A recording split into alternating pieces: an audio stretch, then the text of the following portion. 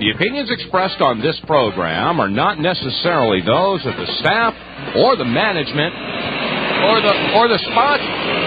The sponsors. The sponsors of the.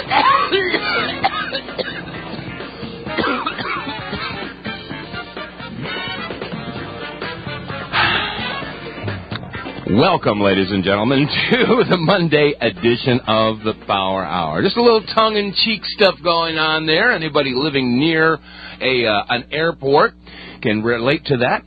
And that's what we're going to be talking about a little bit today. This is Dave Von Cloyce. And Joyce Riley. And the subject is going to be the purpose of chemtrail aerosol. A.C. Griffith was associated with the National Security Agency.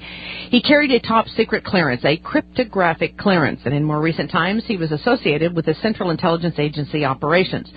He was married to a lady lawyer, judge, and his father-in-law was the Chief Justice of the Supreme Court of Virginia. He is with us today, and we want to say thank you very much, A.C. Griffith, for joining us to talk about the purpose of chemtrail aerosol. Thank you, sir, for joining us on the Power Hour today. Thank you, Joyce. It's indeed a pleasure to be with you today.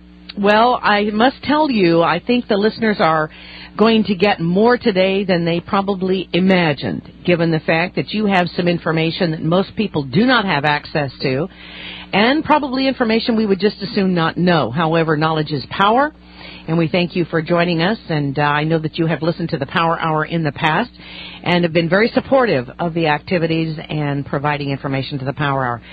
Let's talk just as much as you want to talk about what your past experience was all about, sir. I spent a couple days making talking points to make a guide map of how to present this to you. It is such a big topic. It's very difficult to know where to grab it to begin.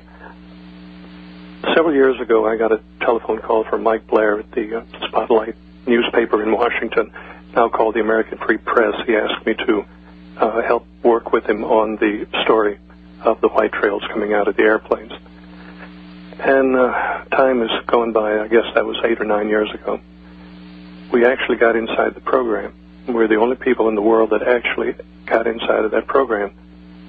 When you say you got inside that program, the aerosol program, the chemtrail program, you're talking about information on the inside of this program.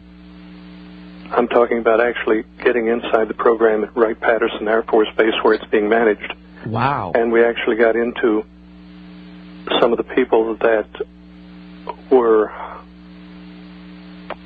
dissatisfied from within the program, and they divulged a lot of the acronyms and the purpose of the program and so on. And that's the only way that anybody could ever have broken the secrecy of this program. Okay. We know that people have died over this program. People have been hit to keep them quiet. And we know that other things have happened to keep people in this program. One of the key people that designed the aerosol, the barium salt aerosol, was set up by people in the Reagan administration, and he's now sitting in federal penitentiary. They still go to him to ask him questions, but yet he is in the prison. That is a little unnerving, isn't it? Yes, it is, absolutely. That the man that designed the barium salt aerosol is sitting in a prison. Well, it would sort of make sense. Now, before we go any further, let's just define what you believe to be the aerosol crime issue. I mean, just what is this aerosol that we're discussing? I mean, it comes out of aircraft, we believe, or we know, and that is the basis of a program that is set up to not do good to this country, but probably do harm. Now, I remember we had a couple of people on the program recently. You contacted me after that, and you said, Joyce, some of the information was accurate, some of it was inaccurate. But what we do know is there's something in the skies that should not be there. The white trails are not coming out of the engines. It's coming out of aerosol units on the aircraft. In the very beginning, the early days, the aircraft were flying relatively low, 10,000 feet or below, and they were developing the program. They were mostly contract aircraft, mostly CIA aircraft.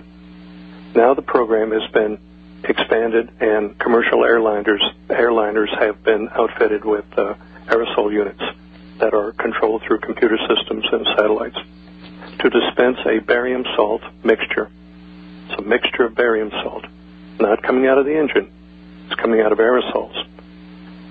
And we have checked on information. We do confirm that the name of the project is Project Cloverleaf in the aircraft industry.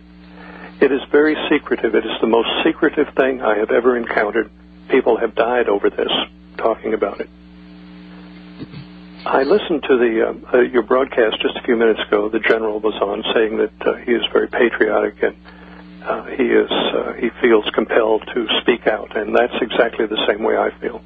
I am very patriotic. I was born before the Second World War. I'm an old guy, and I come from that generation and that mindset.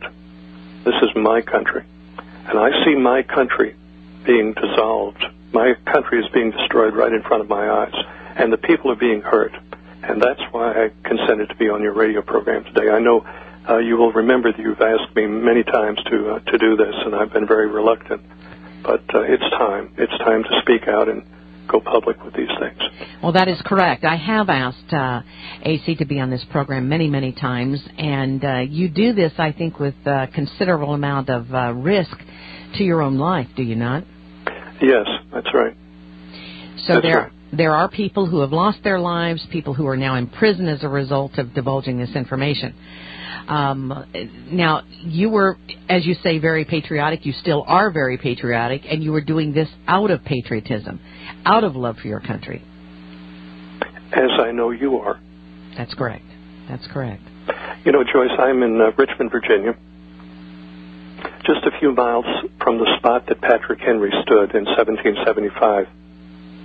He was talking to Thomas Jefferson, George Washington, George Wythe, and others in St. John's Church. And they were talking about the oppression coming from England at the time. And he was a little put out at them for not deciding a course. And he concluded his speech to them with, "I know not what course others may choose, but as for me, give me liberty or give me death." And I think we're approaching a time like that. Mm-hmm. Don't you? Oh, absolutely. There's no question in my mind.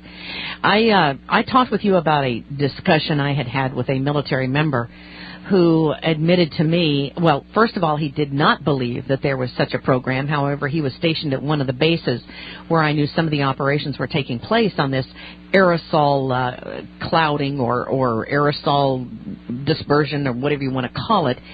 And I had him go to the person who we knew was in charge at that base at that time. And he did, in fact, confirm that the person that admitted to some of the information that we're about to talk about here, or that some of the information regarding this program. And he was so disillusioned when I talked with this military officer. He said, "I am leaving the military, Joyce. I did not believe you when you told me about Gulf War illness." And then he said, "I became ill. Then I found out the doxycycline was true. And then now I have found out about this spraying issue." And he said, "I can no longer serve the military." Well, let's talk about this subject of what the aerosol program is and how you were able to obtain this information. First, Joyce, if you will allow me, let me paint a picture, a time picture. At first, you may think it's not related, but you will see that it is related. So if you will indulge me just a minute, let me go back to the Kennedy assassination. Do you remember Jim Garrison in New Orleans, the DA down there, fingered 27 people as being part of the plot to kill the president? Mm-hmm. Carlos Marcello was the major